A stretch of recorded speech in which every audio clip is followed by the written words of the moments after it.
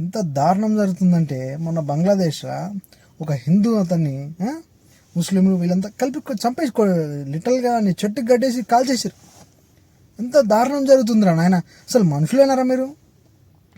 జాతుల కోసం, కులాల కోసం, మతాల కోసం చంపుకోవటం ఏంటారా నాయన? అరే హిందూ అతన్ని ఒక బంగ్లాదేశ్ అతి దారుణంగా చంపేస్తే ఇంతవరకు ఒక పొలిటీషియన్ మాట్లాడలేదు. ఇంత దారుణంగానా? ఇంకెందుకురా నాయన వీళ్ళందరూ గెలిపించుకొని? వీళ్ళందరూ గెలిపిస్తే మనమట గుర్తురు కదా నాయన.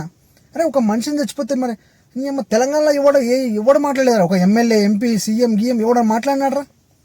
అందరు నోరు మూసుకున్నారు. కనీసం సినిమా హీరోలను వచ్చి మాట్లాడిరారా? దొంగలు రాలంతా. ఈ పొలిటీషియన్లు, సినిమా హీరోలు అంతా దొంగలరా.